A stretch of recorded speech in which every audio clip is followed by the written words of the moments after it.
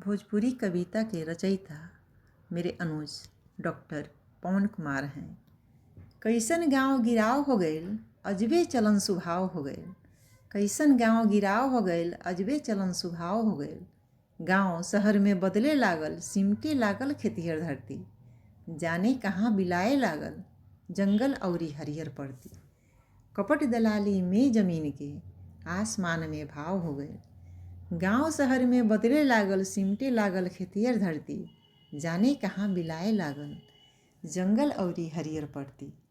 कपट दलाली में जमीन के आसमान में भाव हो गए। सूखल पैनी पोखर नदिया जामल ओह में घास खरौली।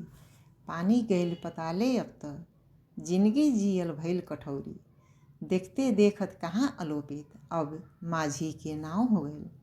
सूखल पैनी पोखर नदिया जामल ओह में घास खरौली।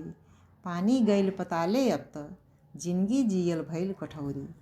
देखते देखत कहाँ अलोपित अब माझी के नाव हो गईल। भइल कमेरा लोग गांव से निकले लागल भरल जवानी।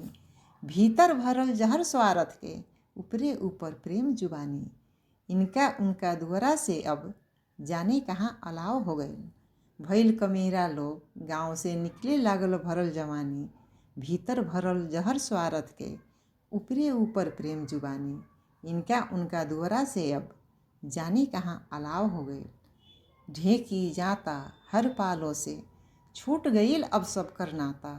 कीन बेसह के नीमन चिकन सभे रेडीमेड खाता। गैया बैला खूंटा पगहा का दुअरे से अलगाव हो गईल। ढेकी जाता हर पालों से छूट गईल अब सब कर नाता। कीन बेसह के नीमन चिकन सभे रेडीमेड खाता। गैया बैला खूंटा पगहा का दुअरे से अलगाव हो गईल। सावा चीना कोदो मड़ुआ लाटा तिसवट फरहुई सतुआ माड़ भात रसियाव आ हलुआ। गाबा के दिन सिरनी भरुआ खरिहानी के रसवर पछवड़ सबसे बड़ा दुराव हो गईल। सावा चीना कोदो मड़ुआ लाटा तिसवट फरहुई सतुआ माड़ भात रसियाव आ हलुआ। गाबा के दिन सिरनी भरुआ खरिहानी के रसवर पछवड़ सबसे बड़ा दुराव हो गईल। कैसन गांव गिराव हो गईल अजबे चलन स्वभाव हो गईल। गांव शहर में बदले लागल सिमटे लागल खेतिहर धरती। जाने कहाँ बिलाए लागल जंगल औरी हरियर पड़ती। जाने कहाँ बिलाए लागल जंगल औरी हरियर पड़ती।